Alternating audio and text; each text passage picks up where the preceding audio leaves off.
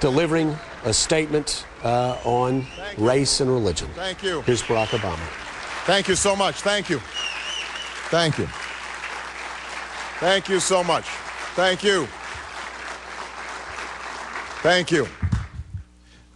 Let me begin by thanking Harris Wofford for his contributions to this country in so many different ways. He exemplifies what we mean by the word citizen.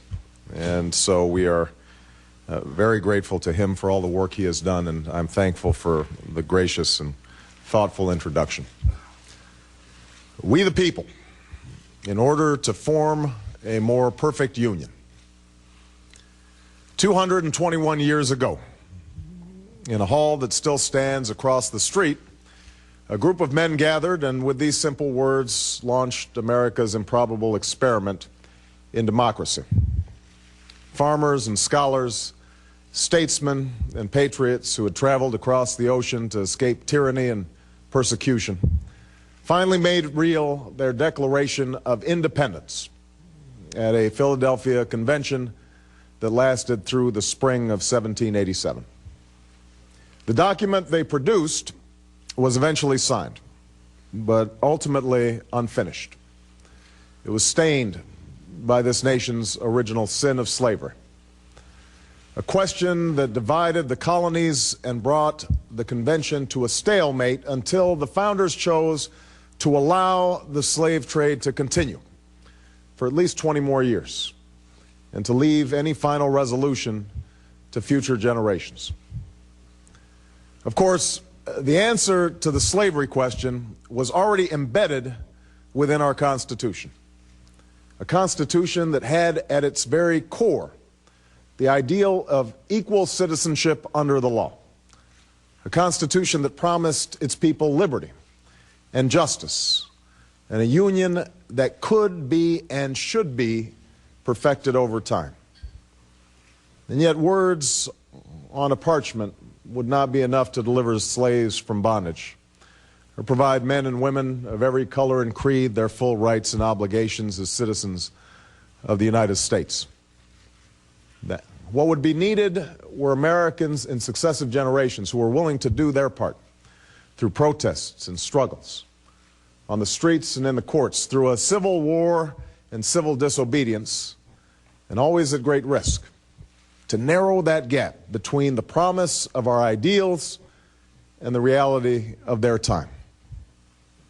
This was one of the tasks we set forth at the beginning of this presidential campaign, to continue the long march of those who came before us, a march for a more just, more equal, more free, more caring, and more prosperous America.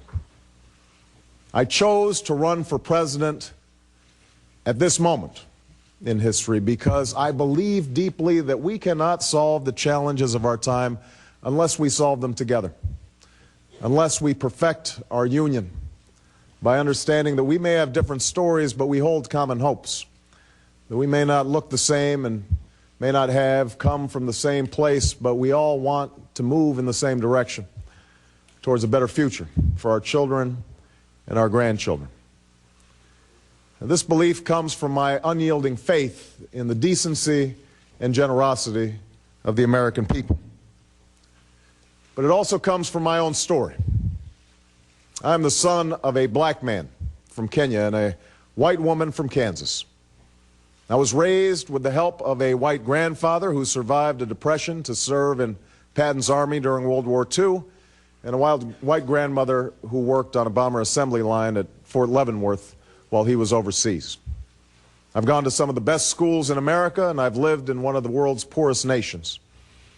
I am married to a black American who carries within her the blood of slaves and slave owners, an inheritance we pass on to our two precious daughters. I have brothers, sisters, nieces, nephews, uncles, and cousins of every race and every hue scattered across 3 continents. And for as long as I live, I will never forget that in no other country on earth is my story even possible. It's a story that hasn't made me the most conventional of candidates, but it is a story that has seared into my genetic makeup the idea that this nation is more than the sum of its parts, that out of many, we are truly one. Now, throughout the first year of this campaign, against all predictions to the contrary, we saw how hungry the American people were for this message of unity. Despite the temptation to view my candidacy through a purely racial lens, we won commanding victories in states with some of the whitest populations in the country. In South Carolina, where the Confederate flag still flies, we built a powerful coalition of African Americans and white Americans. This is not to say that race has not been an issue in this campaign. At various stages in the campaign, some commentators have deemed me either too black or not black enough. We saw racial tensions bubble to the surface during the week before the South Carolina primary. The press has scoured every single exit poll for the latest evidence of racial polarization, not just in terms of white and black, but black and brown as well. And yet, it's only been in the last couple of weeks that the discussion of race in this campaign has taken a particularly divisive turn. On one end of the spectrum, we've heard the implication that my candidacy is somehow an exercise in affirmative action, that is based solely on the desire of wild and wide-eyed liberals to purchase racial reconciliation on the cheap. On the other end, we've heard my former pastor, Jeremiah Wright, use incendiary language to express views that have the potential not only to widen the racial divide, but views that denigrate both the greatness and the goodness of our nation, and that rightly offend white and black alike. I have already condemned, in unequivocal terms, the statements of Reverend Wright that have caused such controversy and in some cases pain. For some, nagging questions remain. Did I know him to be an occasionally fierce critic of American domestic and foreign policy?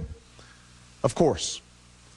Did I ever hear him make remarks that could be considered controversial while I sat in the church? Yes.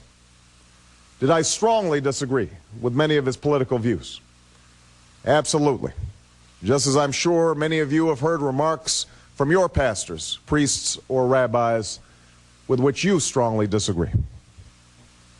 But the remarks that have caused this recent firestorm weren't simply controversial. They weren't simply a religious leader's efforts to speak out against perceived injustice. Instead, they expressed a profoundly distorted view of this country, a view that sees white racism as endemic and that elevates what is wrong with America above all that we know is right with America. A view that sees the conflicts in the Middle East as rooted primarily in the actions of stalwart allies like Israel, instead of emanating from the perverse and hateful ideologies of radical Islam. As such, Reverend Wright's comments were not only wrong, but divisive. Divisive at a time when we need unity, racially charged at a time when we need to come together to solve a set of monumental problems: 2 wars, a terrorist threat, a falling economy, a chronic healthcare crisis, and potentially devastating climate change. Problems that are neither black or white or Latino or Asian, but rather problems that confront us all. Given my background, my politics, and my professed values and ideals, there will no doubt be those for whom my statements of condemnation are not enough. Why associate myself with Reverend Wright in the first place, they may ask? Why not join another church? And I confess that if all that I knew of Reverend Wright were the snippets of those sermons that have run in an endless loop on the television sets and YouTube, if Trinity United Church of Christ conformed to the caricatures being peddled by some commentators, there is no doubt that I would react in much the same way. But the truth is, that isn't all that I know of the man. The man I met more than 20 years ago is a man who helped introduce me to my Christian faith, a man who spoke to me about our obligation